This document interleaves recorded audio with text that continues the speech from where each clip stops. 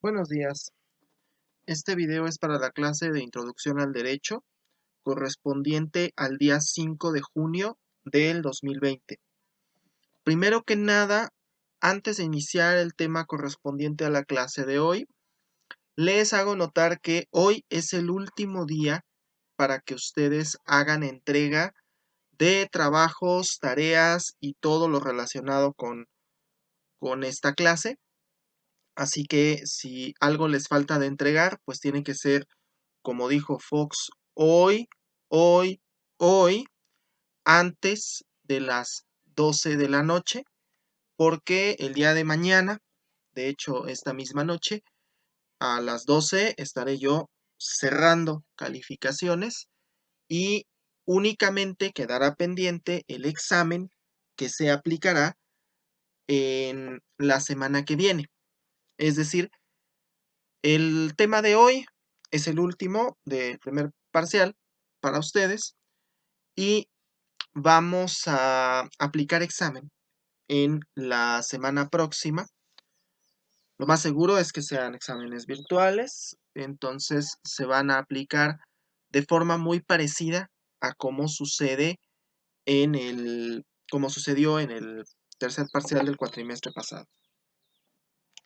Bien, la clase anterior estuvimos hablando de control constitucional, medios de control constitucional, y hoy vamos a cerrar el tema de lo que es el derecho constitucional, ahora hablando de la parte orgánica de la Constitución y específicamente de un tema que es muy importante que ustedes conozcan, no solamente si planean estudiar esta carrera o no, esto es independientemente de ello, deben ustedes de conocer el sistema de división de poderes y el sistema de pesos y contrapesos que existe en nuestro país. Para empezar, tenemos que remitirnos y apelo a su memoria más grande de sus clases que seguramente en la primaria y en la secundaria les hablaron de los tres poderes. Y parecía hasta perorata decirles poder ejecutivo, poder legislativo y poder judicial. Bueno, ¿y qué hace cada uno de esos poderes? ¿Y de qué se encarga cada uno de esos poderes?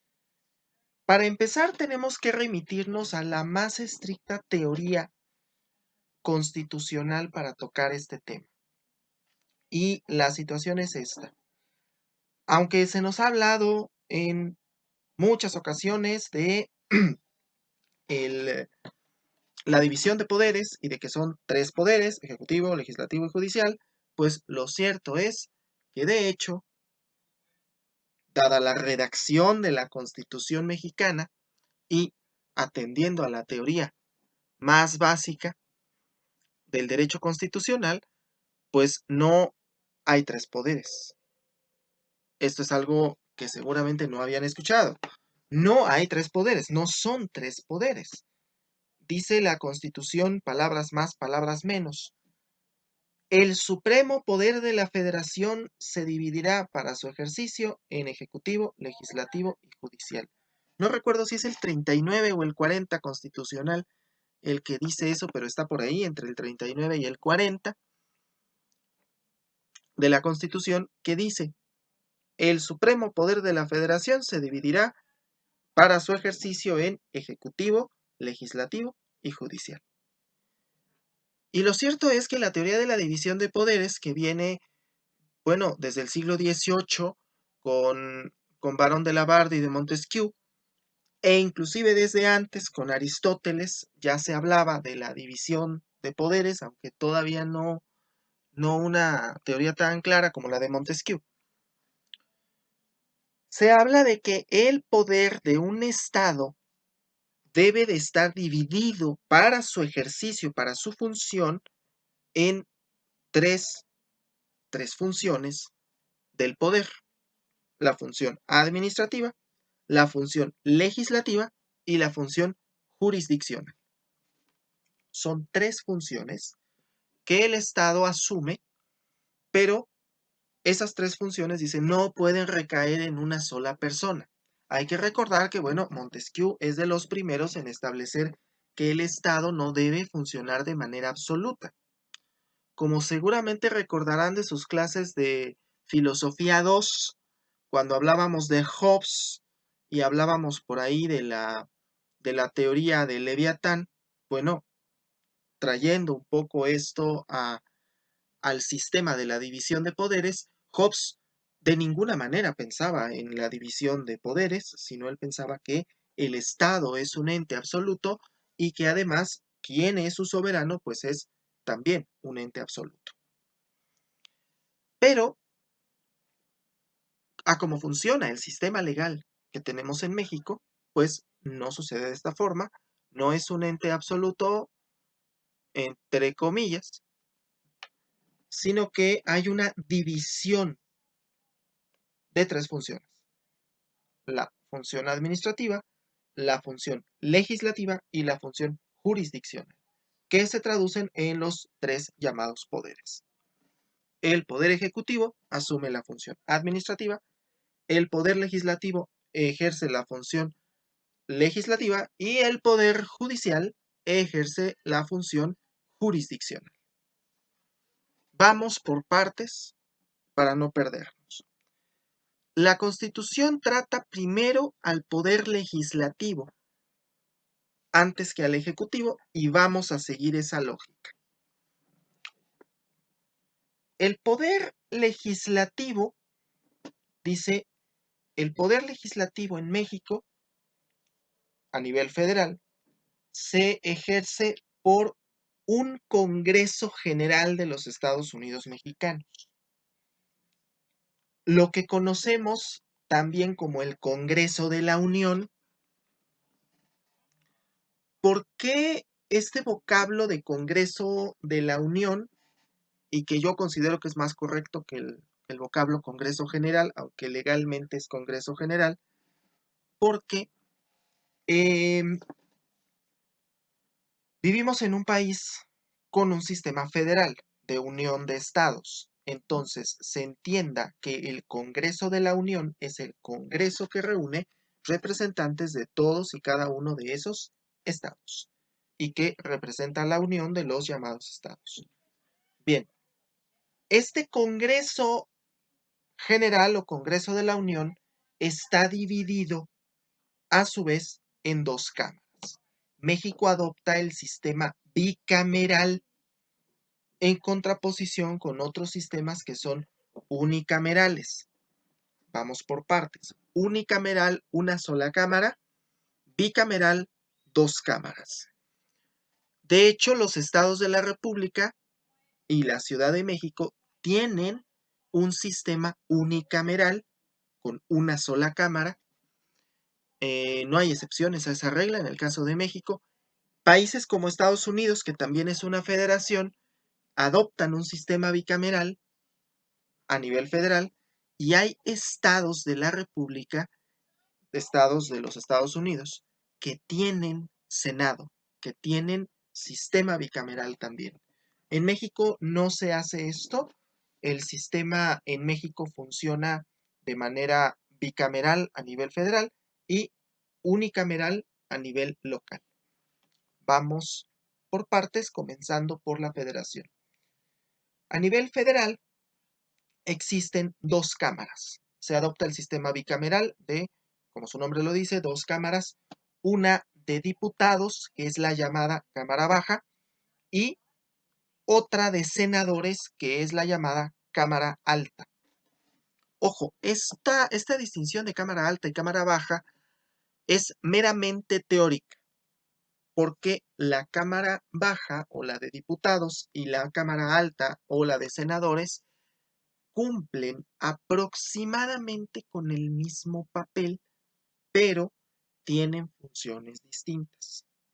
Mucho se ha dicho y varias veces se ha dado a conocer este comentario de que, bueno, ¿cómo es posible que en México tengamos tantos diputados y tantos senadores? Lo que deberíamos de hacer es quitar la de senadores, pero un problema que no hemos notado al respecto es que, bueno, la Cámara de Senadores tiene funciones muy particulares. Bien, comenzamos con la Cámara Baja, Cámara de Diputados. La Cámara de Diputados está compuesta por 500 diputados. Actualmente son 500 diputados. En un sistema estrictamente constitucional, todos los diputados son electos, pero aquí en México adoptamos un sistema mixto de elección de diputados y senadores. ¿Qué quiere decir esto? Hay dos sistemas para elegir a los diputados y a los senadores. El primero es el sistema uninominal, que corresponde, se divide el país en el número deseado de diputados y senadores, en este caso diputados, vamos a atender exclusivamente a diputados. Dividimos el país en el número de diputados que deseemos elegir o que vayan a conformar la Cámara, y entonces a cada distrito, a cada demarcación, en este caso se llama distrito, a cada uno de esos distritos, pues le corresponde elegir un diputado. Y entonces, bueno, hay elecciones y se nombra a través de la elección a un diputado. Esto es el sistema uninominal. Por otra parte, existe el sistema plurinominal. El primer sistema, llamado uninominal, se llama así porque cada partido postula a un candidato por cada distrito. Y entonces resulta electo uno por cada distrito. En teoría, no sucede así, vamos a explicar un poquito por qué. Pero en teoría, bueno, si son 500 diputados, dividimos el país en 500 distritos y a esos 500 distritos les corresponde elegir un diputado. Y ahí tenemos a nuestros 500 diputados. Otro sistema más o menos parecido u otra fórmula sería decir, bueno, le corresponderá a elegir un diputado por cada 20,000 habitantes. Y entonces habrá un diputado por cada 20,000 habitantes y generamos tantos distritos resulten de dividir la población total entre 20,000. O decir entre 20,000 electores. Y en ese caso, pues tomar todo el padrón electoral y dividir entre 20,000 y así tener un número y una demarcación de distritos. ¿Sí? Ese, por ejemplo, es el sistema que se tiene mucho en algunos países de Europa. Un diputado por cada X número de habitantes. Es el sistema uninominal, a fin de cuentas. El sistema plurinominal, como su nombre lo dice, son varios los que están en la lista, por eso es pluri, varios, varios los que están nominados para ser diputados o senadores. Es una lista, no es un solo candidato. Y entonces, bueno, pues es una lista. Cada partido hace una lista de, vamos a elegir, no sé, 500 diputados, hace una lista de 500 nombres ordenados del 1 al 500 en el orden en el que quiere el partido político que esos candidatos lleguen a la Cámara. Y entonces se hace una elección general. Las personas votan, van y votan por el partido político al que el diputado vaya a pertenecer, al que sea de su preferencia. Y entonces se asignan las diputaciones en función del porcentaje obtenido. Es decir, que si tengo yo 3 partidos, el partido rojo, el partido azul y el partido amarillo, bueno, pues dependiendo qué porcentaje de votación tuvo cada uno, si el partido rojo tuvo el 30%, el partido azul tuvo el 30% y el partido amarillo tuvo 40%, bueno, pues entonces le damos, de esos 500 diputados, le damos el 40%, el equivalente al 40%, se lo damos al partido amarillo. Bien, pues ese es el sistema, o esos son los dos sistemas que existen, el uninominal y el plurinominal, para elegir a los diputados y a los senadores. La Cámara, tanto de diputados como de senadores, tienen actualmente un sistema mixto, es decir, donde se toma el uninominal y el plurinominal. Y entonces, por esas razones por la que en México no son 500 distritos. Sí, son 500 diputados, pero no son 500 distritos. ¿Qué sucede? Bueno, son 300 diputados votados de manera uninominal. Entonces, el país está dividido no en 500, sino en 300 distritos. A cada distrito le corresponde igual número de habitantes, idéntico número de habitantes. Y bueno, hay un diputado que es electo por cada uno de esos 300 distritos. Ahí tenemos a los primeros 300 diputados. Y los otros 200 se eligen a través del sistema plurinominal. A tal efecto, como México es un país pues bastante grande en territorio, se divide el país en 5 circunscripciones plurinominales. 5 grandes circunscripciones plurinominales a las cuales les corresponde elegir cada una de esas circunscripciones, elige 50 diputados. Y entonces los partidos hacen una lista. Los partidos políticos hacen una lista. Y eso quiere decir que en el momento en el que nosotros vamos a votar, nos dan una boleta electoral, espero que alguno de ustedes las haya visto, y si no, bueno, pues el año que entra, que toca el proceso electoral, pues ya les tocará ver cómo son las boletas. Bueno, pues a cada uno de nosotros nos dan una boleta, y la boleta de diputados, en la parte de atrás, contiene unos nombres, una lista de nombres de quiénes son los candidatos por la vía plurinominal, por cada partido. Ahí viene la lista. Y entonces, bueno, el ciudadano vota. Al votar por un partido, vamos a suponer que está votando por el partido de color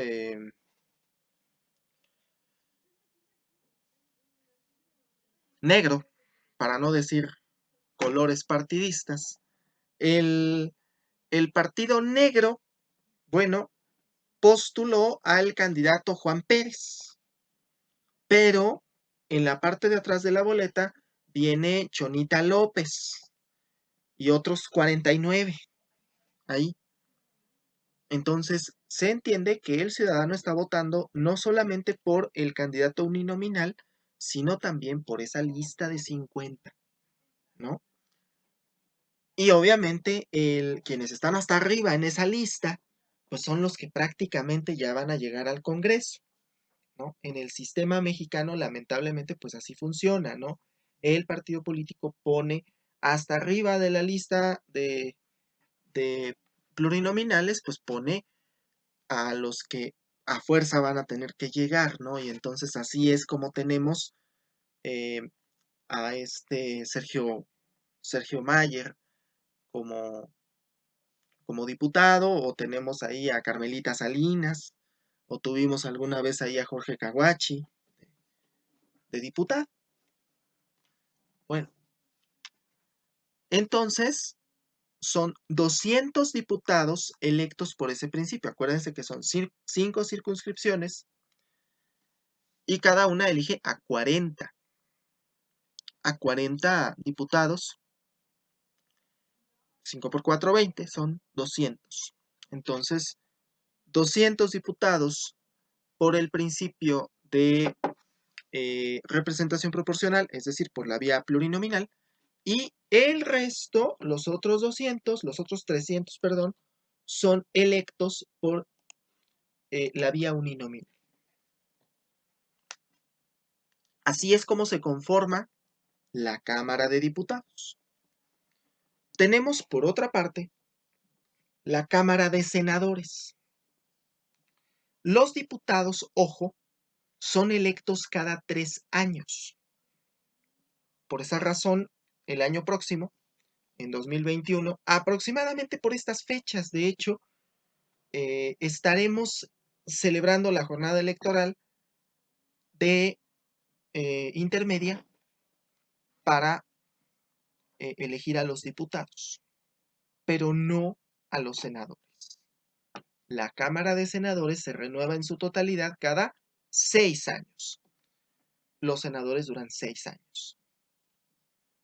Y bueno, la Cámara de Senadores no se conforma por una cantidad proporcional a la población.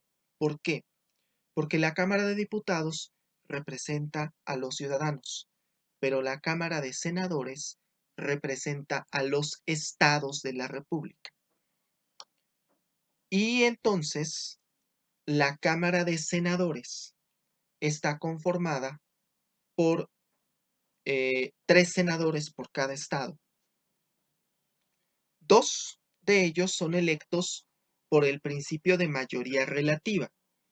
Por la vía uninominal se elige a los primeros 2 y son aquellos, bueno, cuyo partido político ganó la elección de senadores en ese estado.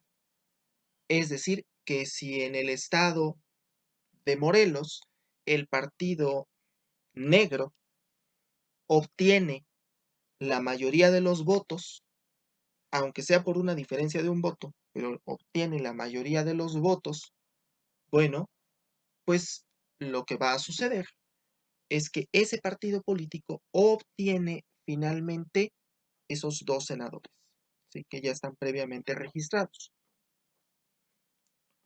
Pero hay una forma interesante de elegir al tercero.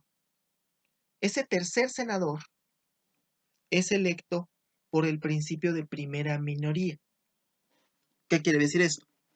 El partido que obtuvo el segundo lugar en la elección de senadores de ese estado, vamos a suponer el partido blanco, obtiene el segundo lugar. Ese partido blanco, al igual que el negro y al igual que todos los demás, registró 2 candidatos a senadores. Entonces, hay una primera fórmula de ellos dos, o sea, son 2 candidatos, pero obviamente se registraron en un orden, primera y segunda fórmula. La primera fórmula de ese partido, de los que están registrados para ese estado, vamos, el primero de la lista de esos 2, él queda como senador por el principio de primera minoría. Sigue siendo el sistema uninominal. Vamos, se vota y el que obtiene la mayoría de votos, ese es el que gana.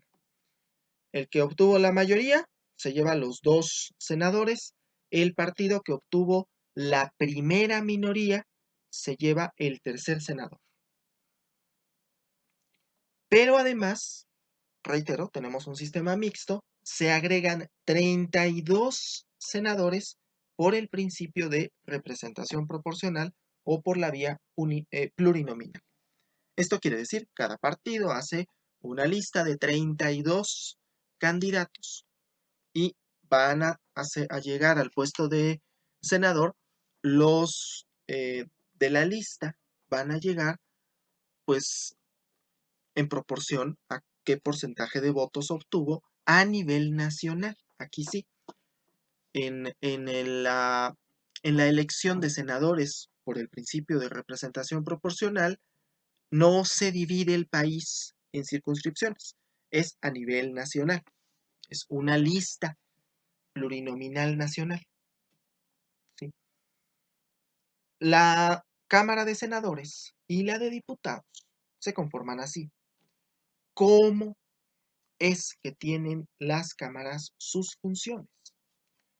¿Qué función tiene cada cámara? Vamos. Bueno, para empezar, las dos cámaras tienen la función de crear leyes. Su trabajo es crear leyes, pero hay ciertas facultades que tiene la de diputados y ciertas facultades que tiene la de senadores. La Cámara de Diputados tiene la función, sobre todo, de hacer el presupuesto de egresos de la Federación. Esto es, establecer cómo es que se suponga que el gobierno, el ejecutivo, va a gastar el dinero de los contribuyentes. ¿De qué manera se va a distribuir el ingreso que tenga la Federación? Por eso va a ser el presupuesto de egresos. ¿Sí? Por eso es de egresos, no de ingresos. La ley de ingresos la hace la de senadores. Bien. La Cámara de Diputados tiene otras funciones, como son, por ejemplo, expedir el bando solemne cuando cuando se ha declarado válida la elección de presidente de la República. Por ejemplo, sus funciones, como su nombre, o más bien como la idea original de la Cámara, así estaba plasmada, van en función de el pueblo, de representar a los ciudadanos. En cambio, la de senadores tiene funciones enfocadas a representar a los estados de la Unión. ¿De qué forma?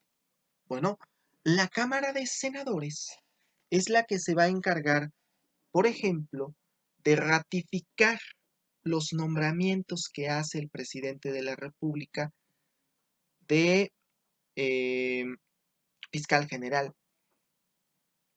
Es la de senadores la que tiene que nombrar al fiscal general de la República. Es la Cámara de Senadores la que se encarga de nombrar a los ministros de la Suprema Corte de Justicia. Ahorita vamos a platicar sobre cómo se nombran a los ministros de la Suprema Corte, a los miembros de los organismos públicos autónomos, como lo son el INE, el IFAI, etcétera, el Instituto Federal de Telecomunicaciones, etcétera, etcétera, etcétera. Vamos, sus funciones, además de la función de hacer leyes, porque esa es una función compartida que tienen las dos cámaras, la función de la Cámara de Senadores, por esa razón es la Cámara Alta, son nombrar a ciertos funcionarios. También nombrar a los altos funcionarios diplomáticos. ¿Esto qué quiere decir? Anteriormente el gobierno federal era el encargado, el presidente, vamos, era el encargado de nombrar y remover libremente a los encargados de la política internacional de México, embajadores, cónsules, etc. Pero eso es algo que ya no lo hace directamente el presidente. El presidente hace el nombramiento, pero la Cámara tiene que ratificar ese nombramiento. Si no lo ratifica, el presidente tiene que nombrar a alguien más. También sucede en los casos de las Fuerzas Armadas. Ciertos nombramientos de las Fuerzas Armadas tienen que pasar por la Cámara de Senadores. Y dice también los empleados superiores de Hacienda. Se suponga que la Cámara de Senadores es la encargada de representar a los estados de la Unión, no así a los ciudadanos directamente, sino representan esa división de estados de la Unión. Por eso la Cámara de Senadores también tiene una facultad muy interesante, que es la de declarar la desaparición de poderes en un estado. Esto es, no se ha dado el caso. Hasta el momento que yo tenga conocimiento no se ha dado el caso, pero hubo un caso muy interesante en 2006 en Oaxaca, que bueno, cuando sucedió el conflicto magisterial en Oaxaca, había la petición, inclusive fueron los miembros de la Cámara de Senadores de la Comisión de Gobernación, fueron a Oaxaca para inspeccionar y para decidir si procedía o no la desaparición de poderes en Oaxaca debido al problema pues magisterial que había en ese momento y que además en ese momento, si recordarán, bueno, el 2006 fue un año muy conflictivo para México, muchísimo, muy conflictivo por la situación de la elección que tuvo lugar en ese año. Es una facultad interesante porque se suponga que el Senado tiene la facultad de, eh, mm, digamos, declarar que se han desaparecido los poderes en un estado y por lo tanto que la federación tiene que entrar a poner orden y a poner quiénes van a ser los nuevos poderes. Bien, esa es la función que tiene el poder legislativo. Y la función principal, que es la creación de leyes. Toda ley requiere que sea aprobada por los miembros de las cámaras, de las dos cámaras. Dice la Constitución, toda iniciativa de ley tiene que discutirse sucesivamente en las dos cámaras, la de diputados o la de senadores, la cámara de origen y la cámara revisora. Tenemos que para efectos prácticos, cámara de origen y cámara revisora no se refieren directamente a Cámara de Diputados y a Cámara de Senadores.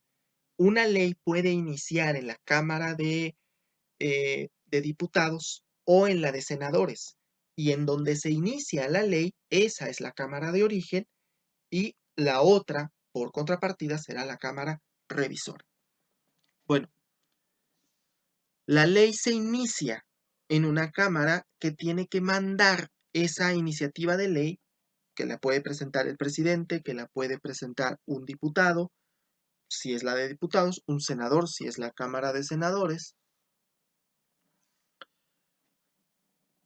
y esa iniciativa de ley pasa a una comisión.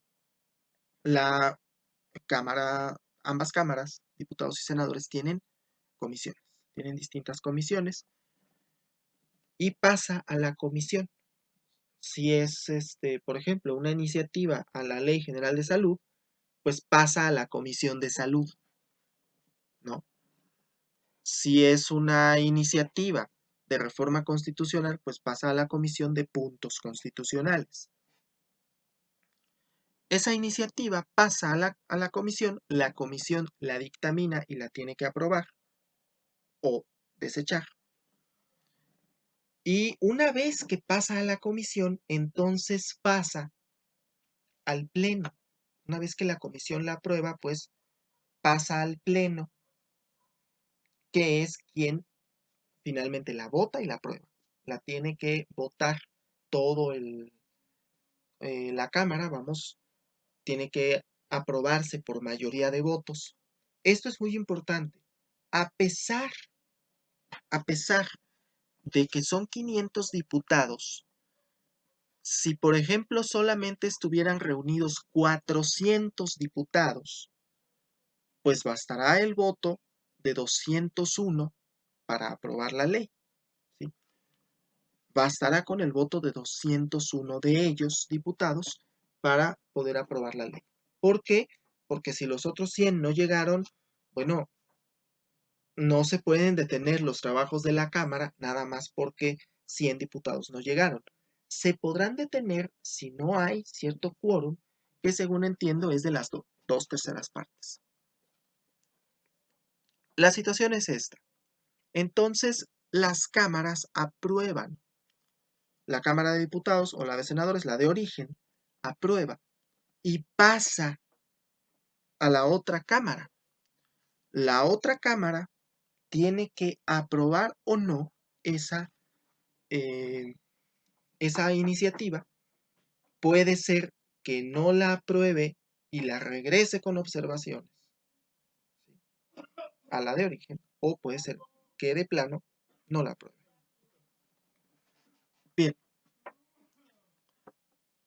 una vez que la Cámara de Origen y la revisora, las dos, aprobaron por mayoría de votos esa iniciativa, entonces la iniciativa pasa al presidente de la República, que tiene un plazo para revisar esa iniciativa y si tiene observaciones, se las tiene que hacer a la Cámara. Y si no tiene observaciones, tiene que publicar esa ley. Y una vez que la ley está publicada, pues entra en vigor. Se dice entonces que ya es derecho vigente. Bien, así funciona de manera general el poder legislativo. El poder ejecutivo se deposita en una persona que es el presidente de la República. El presidente de la República es electo cada 6 años, una vez cada 6 años. No es reelegible el cargo de presidente de la República y se elige de una manera bastante simple y que además yo creo que es muy controversial porque el presidente de la República es electo por mayoría relativa. Lo que quiere decir que si tenemos nosotros un padrón electoral de 80 millones de electores, pero de esos 80 millones de electores, solamente 30 millones van a votar. Y de esos 30 millones, el 35% vota por un determinado candidato. Bueno, pues ese candidato pues obtiene la mayoría. Lo que quiere decir que, bueno, pues un presidente promedio ha ganado con 15 millones. Vicente Fox ganó con 15 millones de votos. Ernesto Zedillo, que mucho tiempo fue el presidente más votado en la historia de México, ganó con 17 millones de votos. Peña Nieto ganó con 19 millones de votos. Y en cambio, bueno, López Obrador ganó con 30 millones de votos de un universo de 80 millones de electores. Es decir, eso quiere decir que 50 millones de los que estábamos en la lista nominal no votamos por él. Y sin embargo, López Obrador es actualmente el presidente más votado de la historia de México, que obtuvo 30 millones de votos. Y sin embargo, pues no tiene ni siquiera el 50% de los que estamos empadronados. Bien, al margen de eso, en México el sistema es de una sola vuelta. Como es por mayoría relativa, elegimos el primer domingo de junio de cada 6 años, elegimos al presidente de la República, quien entra en funciones el 1 de octubre de cada 6 años. Esto es conforme a las últimas reformas que se hicieron. Estoy consciente que López Obrador entró en funciones el 1 de diciembre de 2018, pero López Obrador tendrá que entregar el poder el 30 de septiembre y no de noviembre de 2024 pues porque así está ya dispuesto por la Constitución. Y el próximo presidente habrá de ejercer a partir del 1 de octubre de 2024. Bien, así funciona el poder ejecutivo. ¿Cuáles son las funciones del ejecutivo? Bueno, administrar. Su trabajo es la administración pública federal. Precisamente por eso es por lo que muchos tienen ganas de ocupar el cargo de presidente, porque pues implica administrar el dinero de la federación. Es el encargado de administrar los recursos de la federación y decidir si se construye un aeropuerto, si se cancela un aeropuerto a medio hacer para iniciar otro aeropuerto. Digo, nada más digo. Si construye refinerías en un país al que se le está acabando el petróleo, si construye un tren Maya, si construye una línea del metro, si, si en lugar de construir obras faraónicas construye escuelas o construye hospitales, vamos, es el encargado de la política pública, monetaria, fiscal también, de la Administración Pública Federal. Es el encargado de los dineros, para empezar, ¿sí? Y bueno, pues a todo mundo le gusta el dinero. Entonces, por eso es que hay un fervor por ocupar la presidencia de la República. Pero además de eso, el presidente de la República tiene un cargo adicional. Es el comandante supremo de las Fuerzas Armadas, lo que quiere decir que es el encargado de la seguridad nacional y que él puede mandar directamente sobre el ejército. Él y solo él. Ya dije hace un momento que la Cámara de Senadores puede efectuar ciertos nombramientos a empleados superiores del ejército, pero eso no quiere decir que pueda mandarles. Quien les manda es el presidente de la República. Por esa razón, bueno, tenemos al presidente que también es el comandante supremo de las Fuerzas Armadas. Y entonces el Ejecutivo se sirve de un aparato burocrático enorme. Este aparato burocrático se conoce como Administración Pública Federal y se conforma de secretarías de Estado, que es la Administración Pública Federal centralizada, las secretarías de Estado, los departamentos administrativos que ya no existen, ya no hay departamentos administrativos, pero durante mucho tiempo los hubo. Existía el departamento del Distrito Federal, por ejemplo. Y por otra parte tiene empresas de participación estatal, empresas del Estado, vamos, como lo son Petróleos Mexicanos, Caminos y Puentes Federales, Comisión Federal de Electricidad, empresas del Estado. ¿Y quién las administra? El presidente.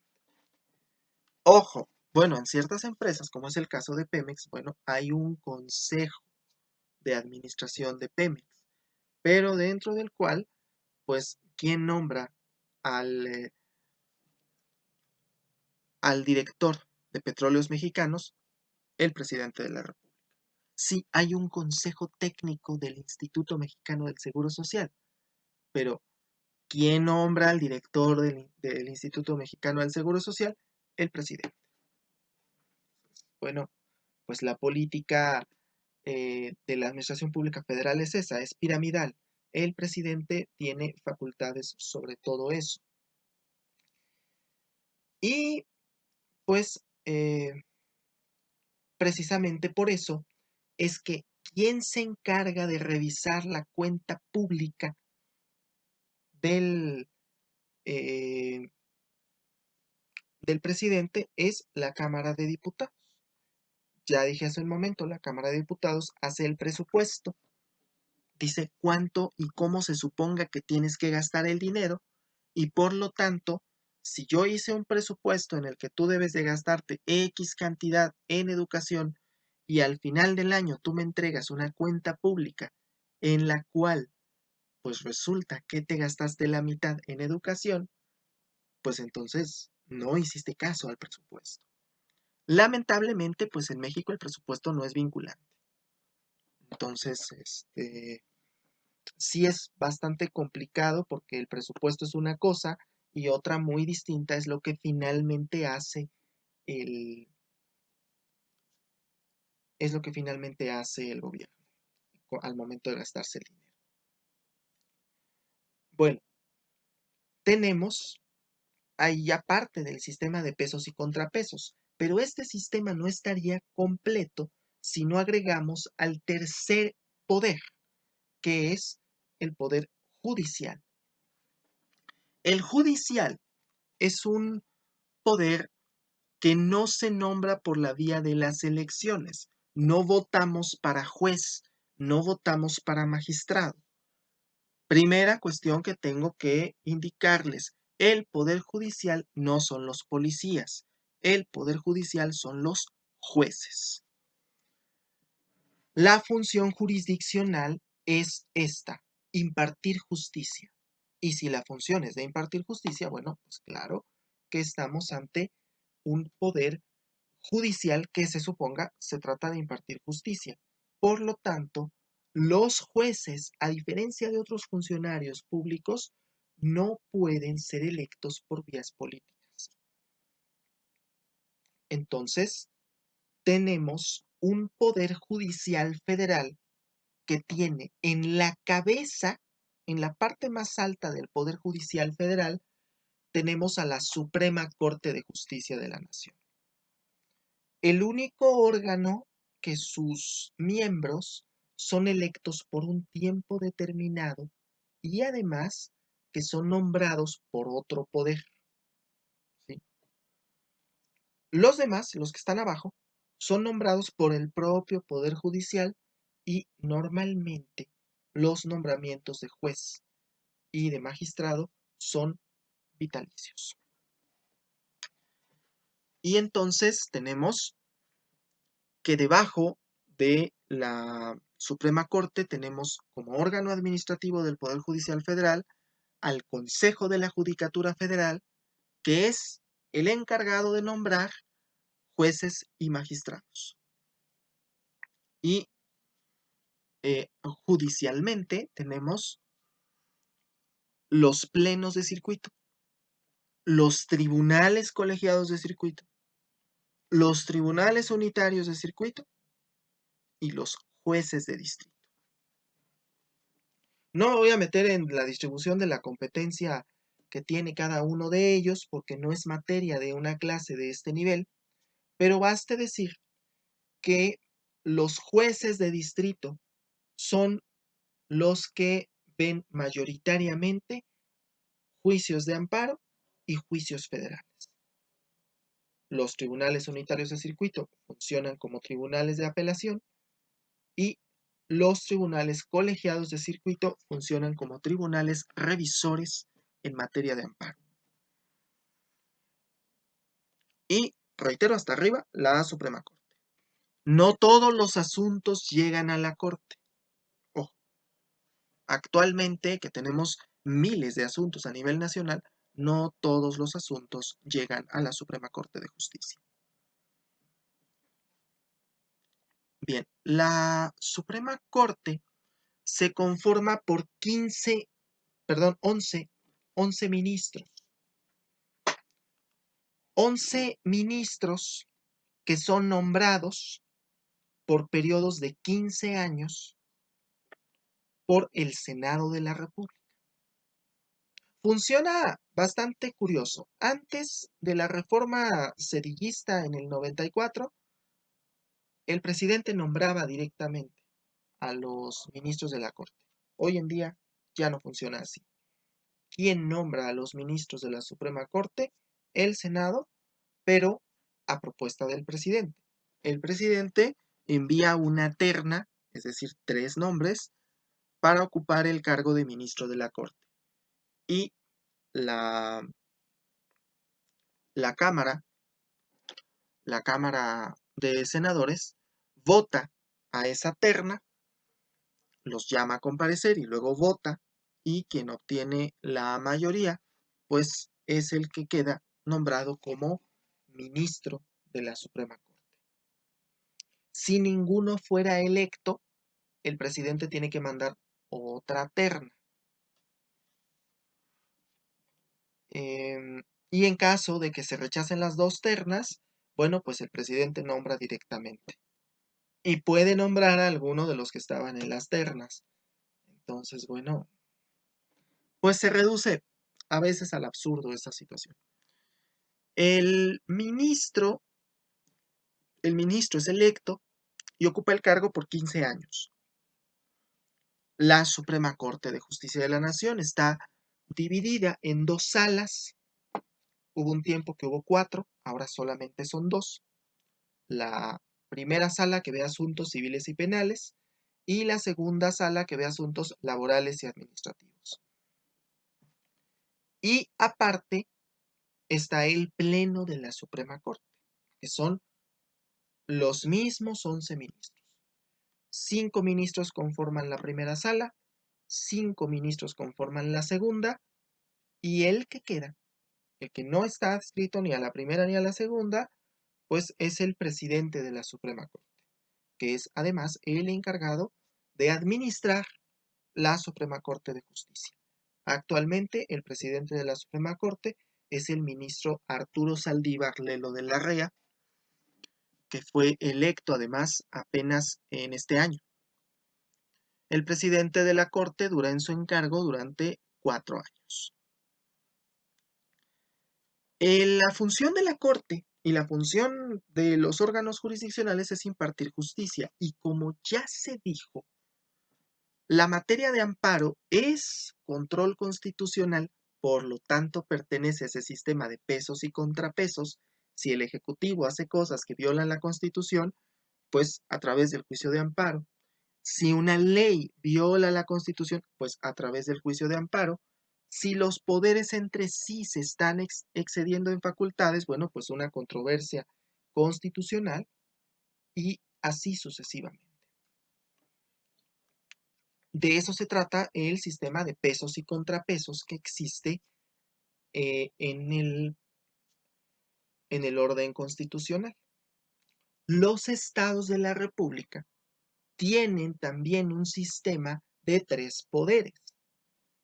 Un gobernador, que es el ejecutivo, un congreso local, que es el legislativo y que solamente es una cámara, y un poder judicial encargado de administrar justicia a nivel local.